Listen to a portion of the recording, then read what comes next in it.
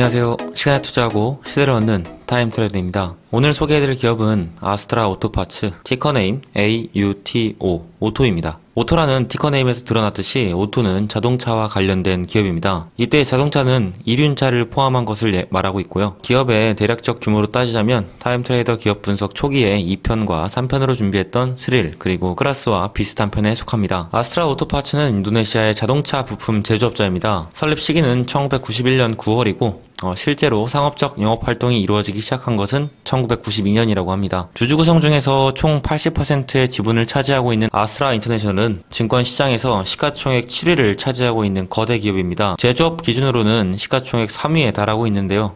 그 자회사인 오토는 제조업 부문으로 32위 정도에 해당합니다. 워낙 모회사가 크다 보니 생각보다 작은 규모로 보일 수 있는데 오토만으로도 14개의 자회사 그리고 인도네시아, 중국, 베트남 등의 여러 조인트 벤처를 운영 중인 큰 규모의 회사입니다. 오토의 지배구조를 보면서 아스트라에 대해서 조금 더 설명드리도록 하겠습니다. 지분으로는 앞서 보셨듯이 아스트라 인터내셔널과 기타 개인 주주가 80, 20%를 차지하고 있는데요. 아스트라 인터내셔널과 그 주요 주주인 잘딘 사이클 앤 캐리지는 모두 영국계 글로벌 기업 아스트라 그룹의 주요 자회사들입니다. 아스트라 그룹은 인도네시아의 경제 전문지 글롭에이시아에서 2018년 연 매출액을 기준으로 선정한 인도네시아 100대 기업에서 1위를 차지했는데요. 10년 동안 가장 빠른 성장을 이룬 대기업 중 하나로서 자동차, 플랜테이션, 광업을 주력 산업으로 삼고 있습니다. 아스트라는 특히 인도네시아 자동차 시장을 장악하고 있는데요. 1971년 도요타와 제휴하여서 첫 현지 공장을 만들었을 뿐 아니라 후조, 다이하츠, BMW, 이스츠,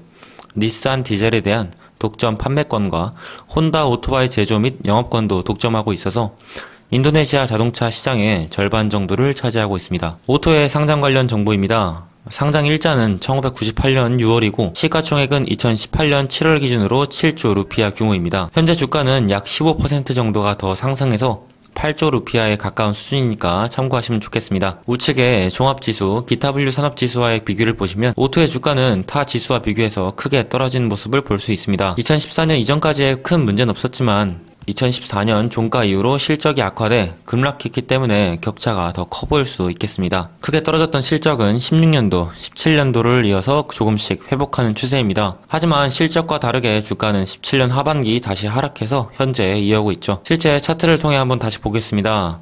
1998년에 상장한 오토는 IPO 가격이 575루피아였음에도 관측 가능한 1999년 4월의 가격을 보시면 굉장히 낮게 형성되어 있었음을 알 수 있습니다. 큰 변화가 보이는 지점은 2010년인데요. 보시는 바와 같이 극적인 상승률을 가지는 이유는 첫째 실적 때문으로 보입니다. 2007년부터 2010년까지 오토는 매년 약 20에서 30%씩 순이익이 증가해 왔지만 그에 비해서 주가는 크게 반응하지 않았습니다. 2009년 하반기에 들어서야 8월과 11월에 큰 상승폭 을 관찰할 수 있었는데요. 2010년에 와서야 그동안의 누적된 실적이 완전히 반영되었다고 보고 있습니다. 이에 더해서 중요한 것은 배당금인데요. 배당 평균은 연 100루피아가 조금 넘는 수준이었습니다. 2009년과 2010년에 600루피아에 가까운 배당금을 지급하면서 오토 매수에 대한 매력이 급상승한 것으로 보입니다. 가격 상승이 반영된 2010년 하반기 기준으로도 배당금이 주가 대비 20% 안팎이었고 배당이 실시된 2009년을 기준으로는 약 50에서 70%에 달하는 배당률이었다고 보시면 되겠습니다. 2015년에 낙폭이 큰 것은 상승할 때 이유였던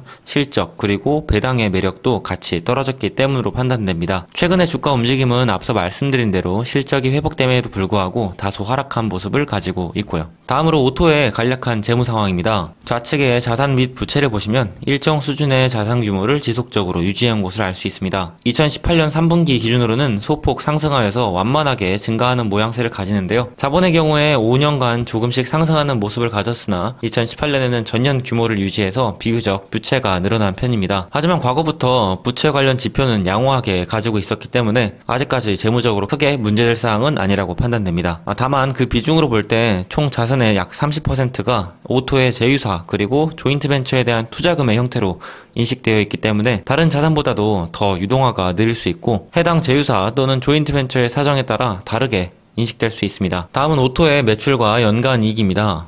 매출은 안정적으로 증가하는 것으로 보이나 우측의 연간이익은 2015년 크게 감소하여서 2014년과 비교해서 3분의 1 수준인 것을 알 수 있습니다. 전반적으로 전과 비교해서 더 많은 비용이 발생했고 제휴사 및 조인트 벤처의 수익 감소가 가장 큰 비중을 차지했는데요. 2015년 전년 대비 국내 차량 수요가 크게 줄었던 사실에 더해 오토에서는 회사의 생산 라인 또는 시설 확장 및 정비가 2014년에 대부분 완료되었기 때문으로 설명하고 있습니다. 다행스럽게도 2015년부터는 큰 문제 없이 회복하고 있어서 연간으로 환산한 2018년 3분기 매출과 순이익은 각각 13%, 18% 증가하였는데요. 순이익에서 제휴사 및 조인트 벤처로부터의 수익이 적지 않기 때문에 각각의 회사들이 연관되어 있는 브랜드 또는 국가의 상황에도 영향을 받을 수 있을 듯합니다. 오토의 정리입니다. 오토 자체로도 규모 있는 기업에 해당하지만 아스트라 그룹이라는 거대 글로벌 기업이 뒷받침하기 때문에 더욱 안정적인 제품의 생산과 공급이 가능할 것입니다. 또한 인도네시아뿐 아니라 여러 신흥국 국가의 인프라가 확대되고 오토바이에서 4륜차로 비중이 차츰 확대될 것이기 때문에 이는 오토와 그룹 전체에게도 장기적 수익 창출 요인이 될 것입니다. 다만 오토는 매출에서 수출 비중이 13%인 것 외에도 여러 국가에서 반제품 또는 원자재를 들여오기 때문에 마찬가지로 환율 변동의 영향을 무시할 수 없고